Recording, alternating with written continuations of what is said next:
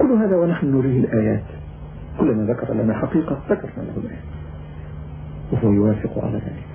ثم قلنا ها أنت ذا رأيت بنفسك حقائق علم الفلك الحديث بعد أن استخدم الإنسان هذه الأجهزة والصواريخ وسفن الفضاء واكتشف هذه المعلومات، فأنت ذا قد رأيتها، ثم رأيت كيف جاءت في هذه النصوص القرآنية قبل 1400 سنة، فما رأيك في هذا؟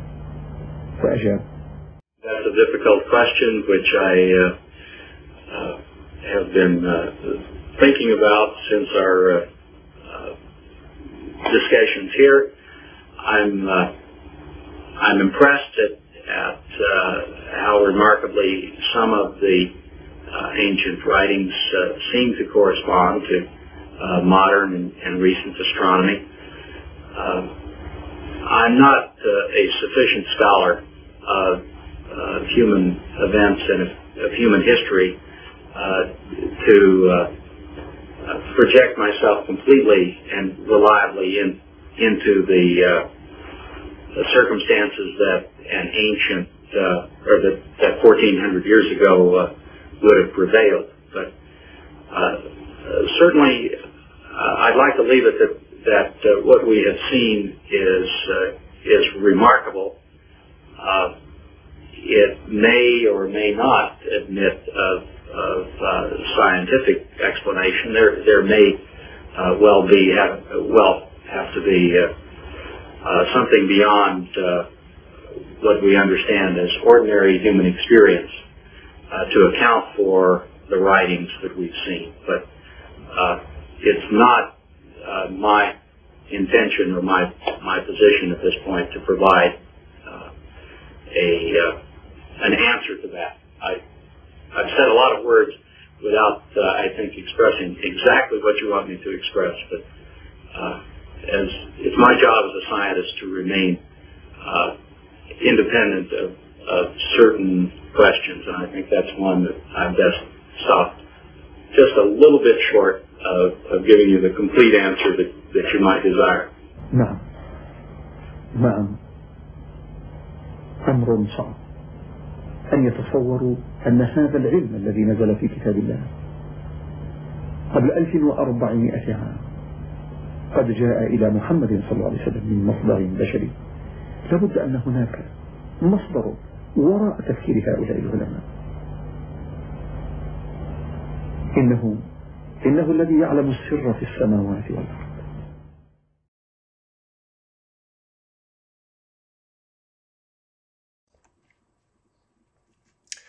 Okay, firstly, for the record, could you please say what your name is? My name is Thomas Armstrong. I have been a professor of physics and astronomy for 35 years at the University of Kansas. I retired from that 8 years ago and have been in the private sector in a technology business ever since.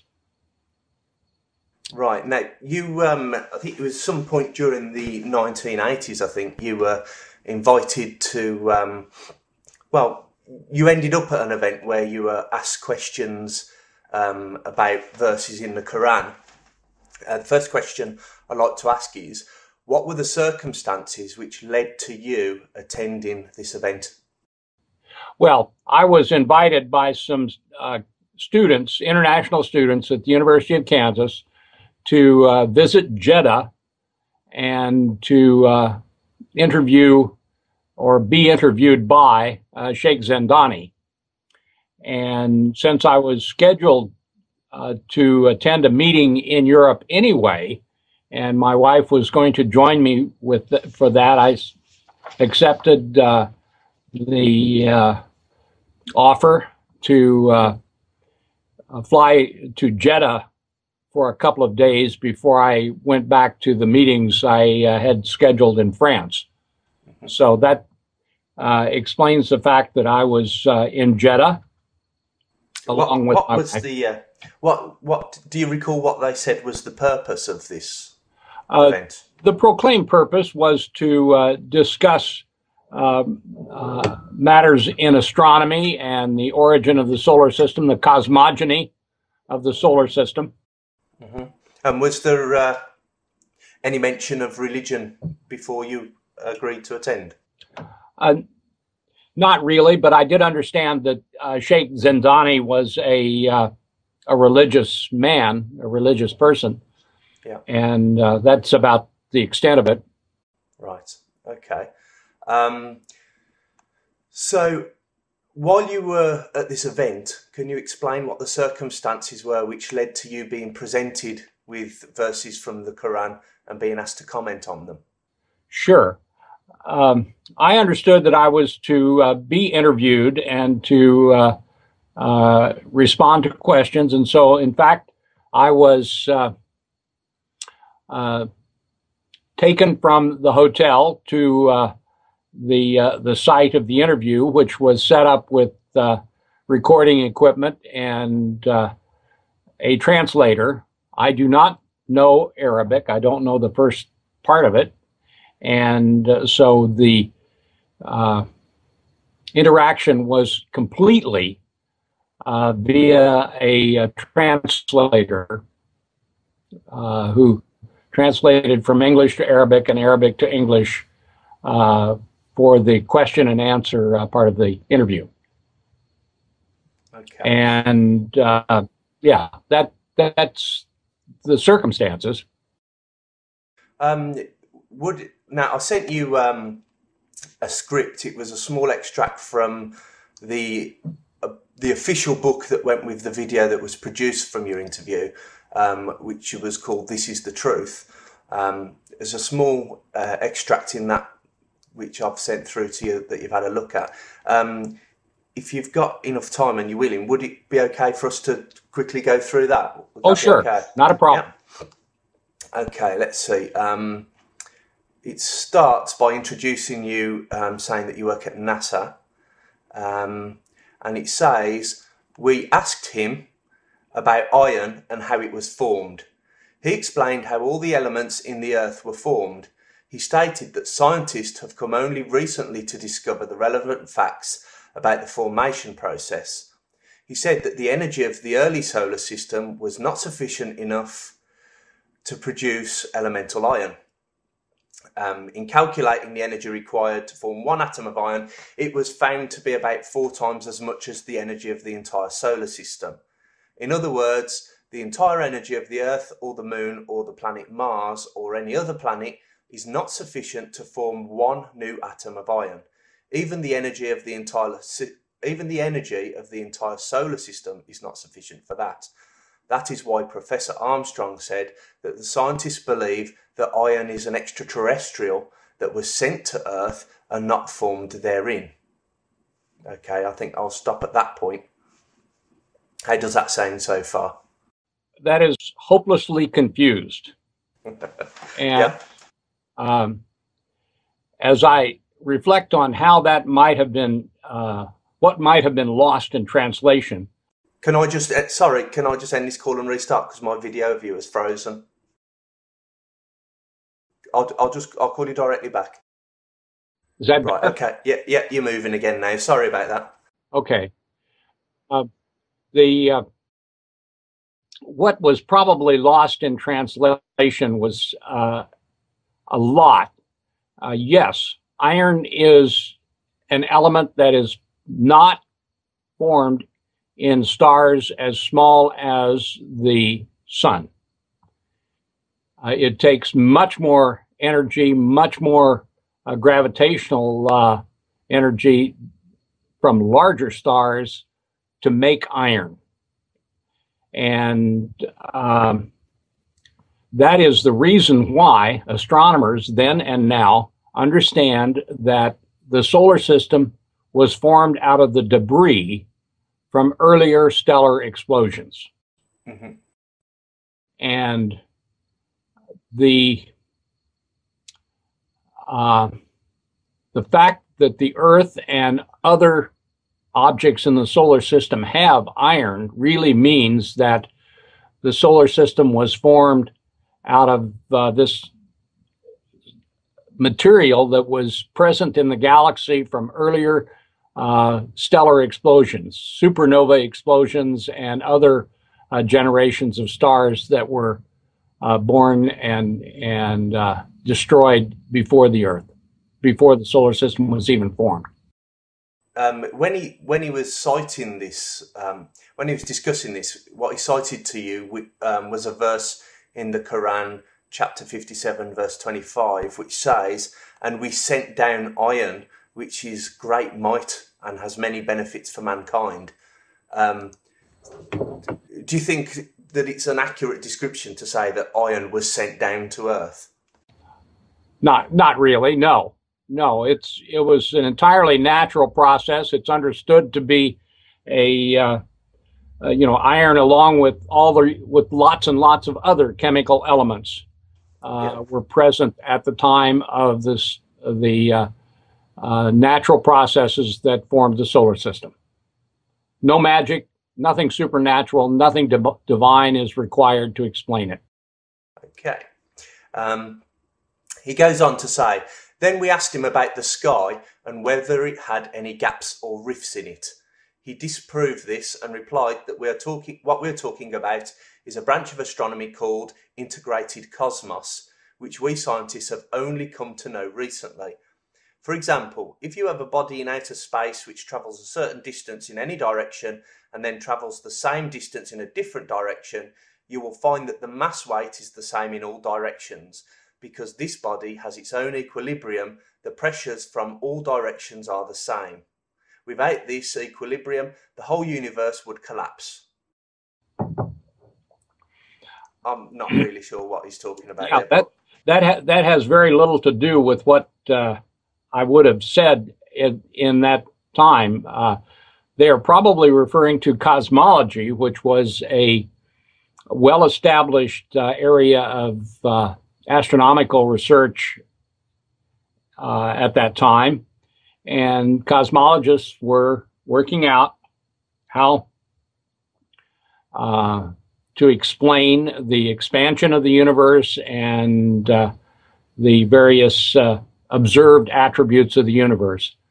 And it's very likely that the translation was inaccurate.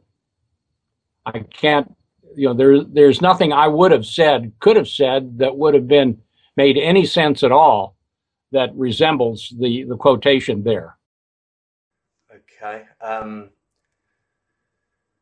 So the verse that he was referring to, Quran 50:6, "Do they not look at the sky above them, how we have made it and adorned it, and there are no flaws in it?" Did that strike you particularly as revelational? No, that's and there's nothing new or original or even accurate about that. The cosmos is a very active place. It's evolving. It's changing. It's been this. Stars are born, stars die.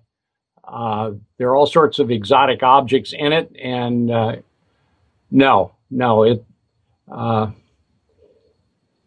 cosmos is what it is for natural reasons, not for divine reasons. Then we talked to Professor Armstrong about the attempts of scientists to reach the edge of the universe, and we asked him whether they were successful in this. He replied that they are fighting an uphill battle to the edge of the universe. We construct more powerful equipment to observe the universe, only to discover that the new stars we see are still within our galaxy, and that we have not yet reached the edge of the universe. That's not accurate. Yes, the entire history of cosmology has been the attempt to extend the observations to greater and greater distances, to greater and greater what's called redshifts, the cosmological expansion that's been known since the 1930s due to Hubble and others provide the means to infer the distance of distant galaxies from the amount of their redshift. And the notion that that stars are only being born in our own galaxy is not correct. There's stellar processes, stellar evolution going on throughout the cluster of galaxies and throughout the universe, for sure. With this piece of text, he was referring to 67:5, which is, "And we adorned the lowest heaven with lamps, and we made such lamps missiles to drive away Satans. Indeed, all these stars are adornments for the lowest heaven." And he says that scientists have not reached the end of the universe. And because of this, scientists are thinking about putting telescopes in space. I didn't realise that. I'm not really been following astronomy all my life, but I'm quite surprised that we wouldn't have had telescopes in space in the 1980s. Did we have telescopes in space in the 80s? Oh yeah, there were small telescopes in space, and this was well before the Hubble telescope. It was in development in those times, but there were several other smaller optical and other sensors doing that kind of work from orbit in those days, in 83, 84. That's fine. Yeah, so the verse about adorning the lowest... Really relevant. Sorry, the verse about adorning the lowest heaven with lamps, which are missiles to shoot down Satans. Is that particular? Were you particularly impressed by Zindani revealing this text? No. That has no basis in astronomy or observation or theory or anything scientific. That may be a religious opinion, and as such, not something that I can validate or otherwise comment on.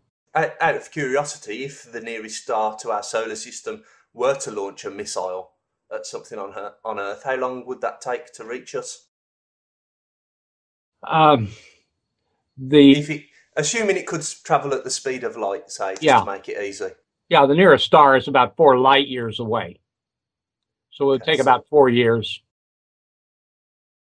Now, the next part of this transcript says, "Each time Professor Armstrong told us some scientific fact, we mentioned to him the relevant verse with which he agreed.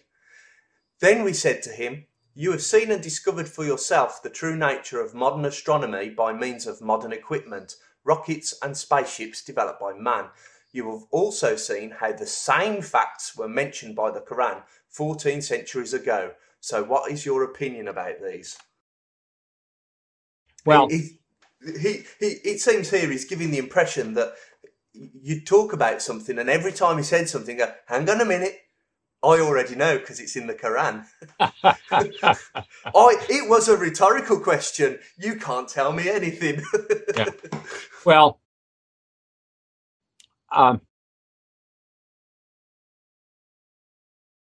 if one is not constrained to impute meaning to words before the statement is made, one can always reinterpret generalities to be in agreement with specifics. Unfortunately, science doesn't proceed that way. Religion may proceed that way, but science does not. When astronomers make observation, they get numbers, they get facts, they get relationships that are clear and concise. That's the goal, at least, and their job is not finished until they have the phenomena measured, observed, interpreted, and placed in an appropriate relationship with other observed phenomena. And the generalities, the ambiguities, the other claims that are made with religious implication are just that. They're only claims, and what the whole exercise appears to have been intended to accomplish was to develop what we would call ad hoc explanations, not anything other than listening to a recent discovery and then reinterpreting some sort of ancient claim to be consistent with it, and that's not science. That's not even really very good anything else, but that's a separate question. At this point, he claims that once he'd asked you what your opinion is about these facts being mentioned, this is where they cut to a video clip of you talking, and it's a pretty much unedited clip of you talking. So they haven't snipped bits of sentences out, but it does look suspiciously like there's a little bit of context missing. He asks you this question and you say, "That is a difficult question which I've been thinking about since our discussions here. I am impressed at how remarkably some of the ancient writings seem to correspond to modern and recent astronomy." So that first part, were you genuinely impressed about how remarkably the writings matched? Not really. No. That's a misapprehension of what the circumstances were. Right. Just not right. So when you were saying that you were impressed by, sorry, I've just lost my place in the script. You were impressed by how remarkably some of the ancient writings seem to correspond to modern and recent astronomy. Can you recall what point you were trying to make there? No, I'm not at all sure that I recall what I would have been referring to with that statement. The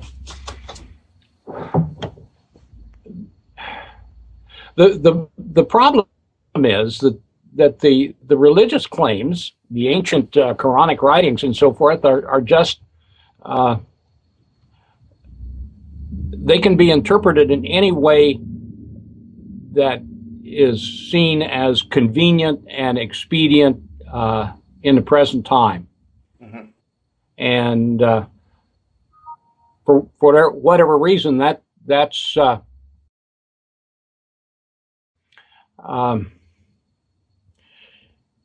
not science. It's not even really very good philosophy in my regard. Okay, your statement goes on to say, "Certainly I would like to leave it at that what we have seen is remarkable. It may or may not admit of scientific explanation. There might have been something beyond what we understand as ordinary human experience to account for the writings that we have seen." No. And the idea that one has to abandon attempts to understand and say, "Oh, well, we don't understand it, therefore God did it." Yeah. That's not right. That's a cop out, and it serves no useful purpose, and it's wrong. You finish by saying in the video footage of you, "I have said a lot of words without, I think, expressing exactly what you want me to express, but it's my job as a scientist to remain independent of certain questions, and I think that is one of the reasons that I'd better stop just a little bit short of giving you the complete answer that you might desire." Yeah. Could you perhaps reword that in a less polite way? Extrapolate on it, perhaps. Well, I don't mean, please, could you be rude? I just mean, in these times,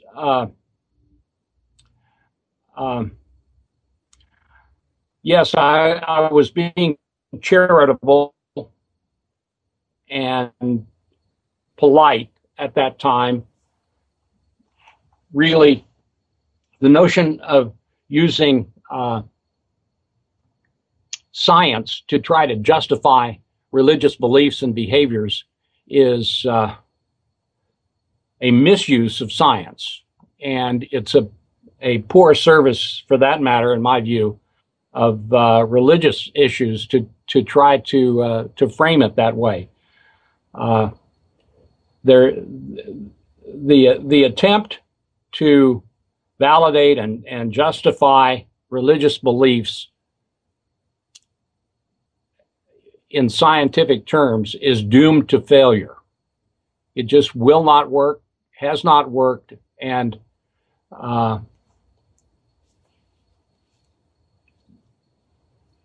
over time, I have come to realize that more and more every day. You just have to go where honest observation of reality and experimentation leads. And the answer that God did it is never adequate. Okay. So that, I think, we'll cut short there. Well, we'll finish on the transcript there. So that's just about where the transcript finishes, except for Zindani goes on to say, indeed, it is, hard to explain how this stuff can be in there. But from the discussion we've just had, it seems that Zindani's impression of what you were saying is slightly different to the impression that you wish to give him. Well, that returns to the question of translation, and whether the translations of the questions and the answers were faithful and accurate and complete is not something that I'm in a position to comment on. So, what do you think then, on a scale of, say, 0 to 100, how convinced do you think you were by Zindani's arguments that the Quran had a clearly supernatural origin? 0. I suspected you'd say that. That's why I sprung it on you without asking in advance if it was okay. No. It was an obvious exercise in their attempt to develop a case for establishing a religious interpretation of nature that simply isn't justified. Okay. Never has been, and probably never will be. So, if it's okay now, just the ending of the interview, which might seem slightly absurd, but there's a few things that I need to cover, which often look a little bit silly. The first one is, you're aware that I'm recording this call, and I'd just like to ask your permission if I may make it public. Oh, sure. Not a problem. Another question is, have I or anyone else offered to pay you for the interview that we're doing now? No. Are the opinions that you've expressed during this interview all your own? Yes. Let me say, have you been threatened or intimidated to change your initial statements? Not at all. And finally, did you become a Muslim as a result of this event? No. Right. Thank you very much, Tom Armstrong. Yeah, very, very good. Good luck with your work. Thank you very much. نعم أمر صعب أن يتصوروا أن هذا العلم الذي نزل في كتاب الله قبل 1400 عام قد جاء إلى محمد صلى الله عليه وسلم من مصدر بشري.